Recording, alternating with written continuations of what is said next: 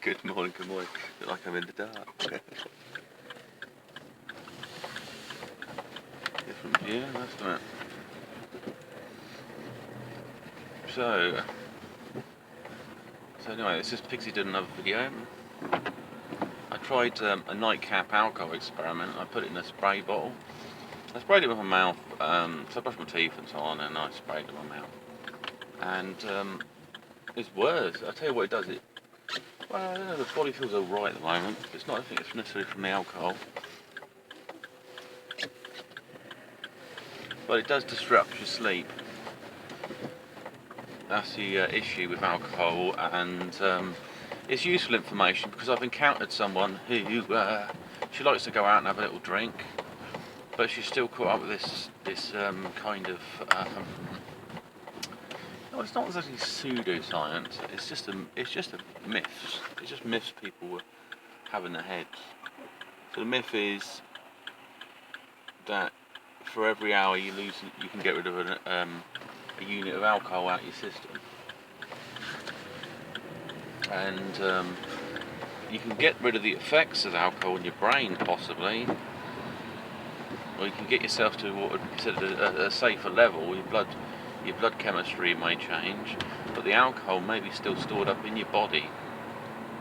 You may have shifted it over to your visceral fats or something like that for storage. Who knows what's gone straight to your liver? Your liver's working and its socks off. What's gone into your kidneys? Are trying to work really hard. But people are seasoned drinkers who have the effects of alcohol it doesn't like flush the system or anything.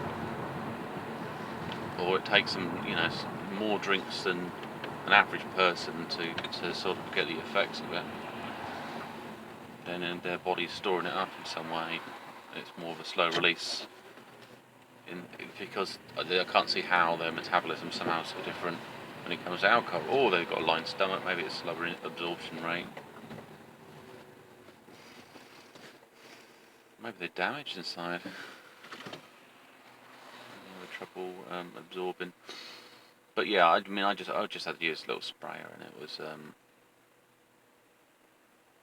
waking up sort of 4 in the morning, and probably woke up 4, 6 in the morning. So there's at least three times I've probably woken up. So it's not so great. And then coming back to what I was going to mention is I've got a client, and she likes to go out and have a drink and so on, and she feels probably, I just had I was only a unit of alcohol here or there or whatever. But the truth is, it's going to stay in the system probably 48 hours, maybe longer, before it's all out of your system.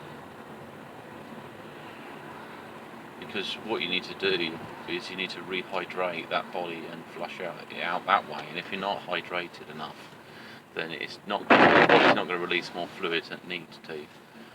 And so it quite happily store some toxin or try to hold on to it for a bit. Yeah, because sometimes people have an effect whereby they have a hangover. I remember hearing this actually. Somebody had orange juice and he got drunk again. He had a hangover and he got up and he had some stuff, and he said he got drunk again in the mornings. So that would suggest some kind of an issue around absorption, and when he had something like that, it increased the effect of the alcohol. Or maybe it was grapefruit juice, I don't know what he had. So yeah, that's kind of a learned experience on that one. The other thing that's quite important, so fasting sort of is a bit of a resetter. Your OMAD and 2MAD or whatever. Well, I think really the OMAD is a resetter. And the only way to really understand it is you've got to give it a go.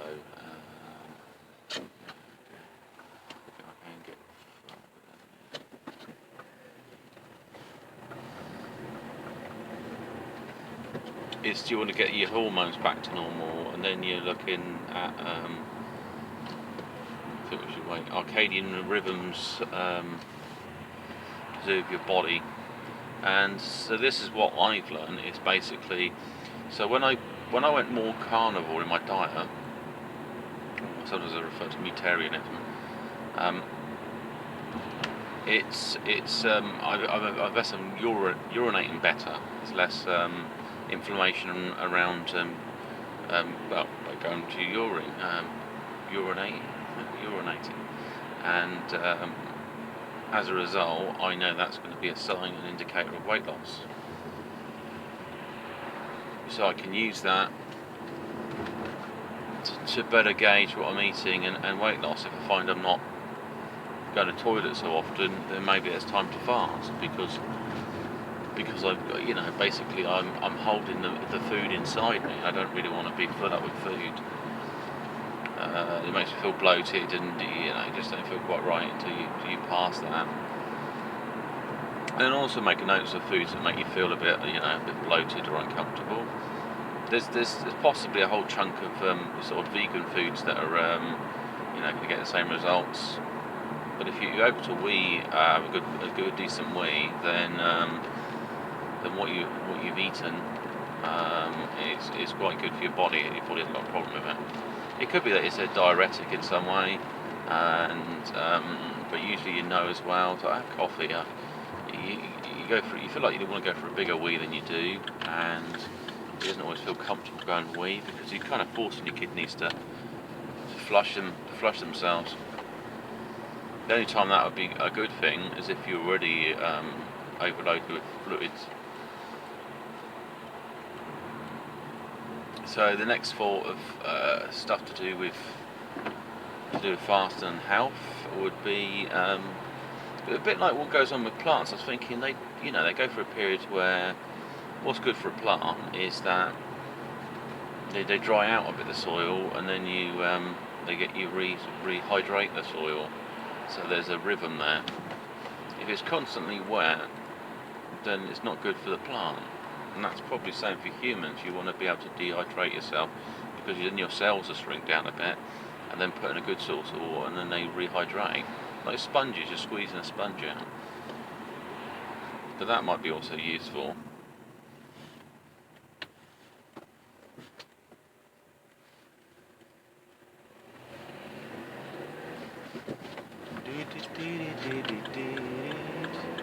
Fly across.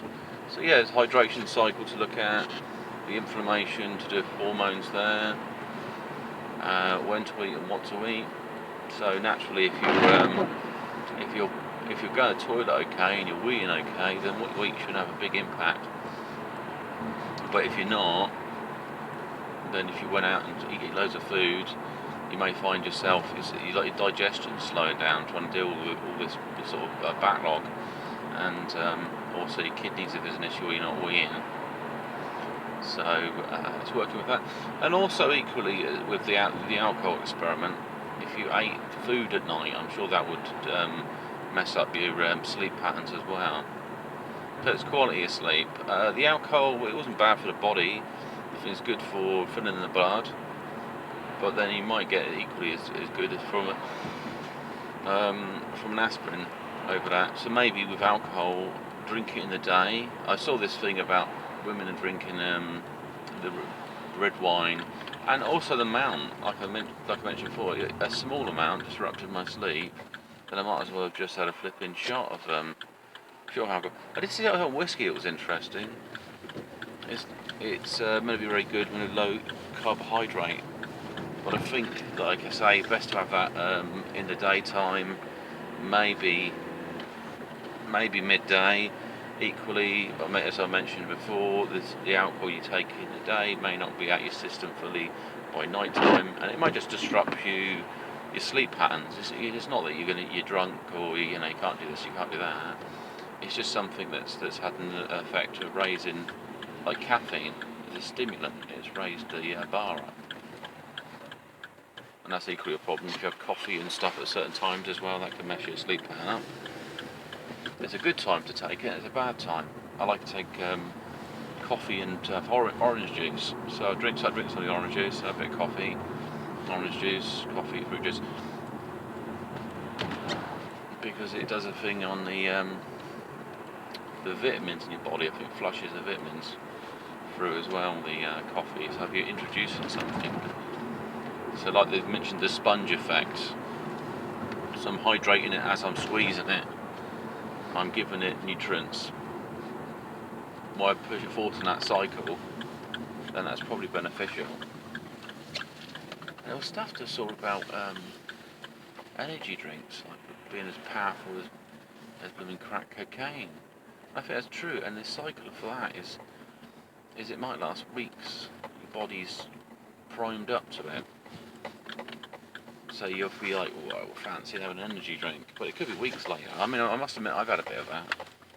So I have to be mindful. I didn't realise they were so destructive, because it's a subtle effect. So yeah.